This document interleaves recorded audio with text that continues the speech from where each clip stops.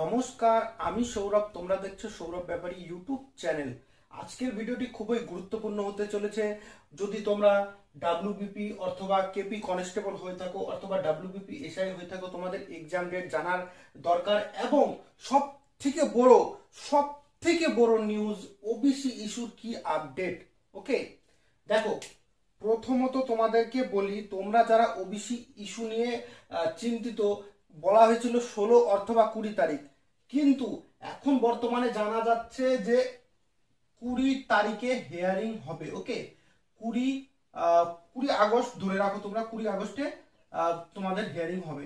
এবার এখানে একটু ঝামেলা দেখতে পাচ্ছি। ঝামেলাটা হচ্ছে যে আরজি কর মেডিকেল কলেজে তো দেখেছো, গভর্নমেন্ট ওখানে ব্যস্ত আছে। এখন কি হবে সেটা জানি না, কিন্তু ওবিসি ইস্যুর নেক্সট হিয়ারিং কিন্তু 20 আগস্ট। ওকে, ভালো মতো বুঝো না, OBC issue next hearing 20 August. এবং কেপি কনস্টেবলের ডেট কিন্তু একটা বলা যাচ্ছে 23 নভেম্বর কেপি কনস্টেবলের পরীক্ষা হতে পারে। ওকে, আর ডাব্লিউবিপি কনস্টেবল যদি ধরা যায় ডিসেম্বরের ফার্স্ট বা সেকেন্ড উইক, এবং ডাব্লিউবিপি এসআই ডিসেম্বরের লাস্ট উইক অথবা 2025 জানুয়ারি চলে যেতে পারে। ওকে, এই দুটোর এখনো কনফার্ম ডেট বলা মুশকিল, কিন্তু কেপির একটা কনফার্ম ডেট বেরিয়েছে, ওটা হচ্ছে 23 নভেম্বর। তোমাদের কেপির এক্সাম 23 নভেম্বরে সম্ভবত হতে পারে।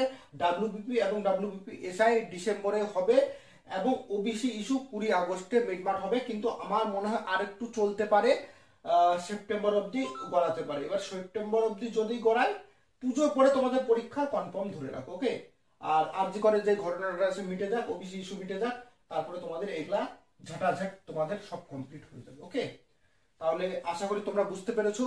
চ্যানেলটিকে সাবস্ক্রাইব করে রাখো। পরবর্তী নেক্সট ডাব্লিউবিপি বা কেপি ডাব্লিউবিপি এস এর যা আপডেট আসছে এই চ্যানেলে পাবেই। ভিডিওটিকে দেখবার জন্য অসংখ্য ধন্যবাদ।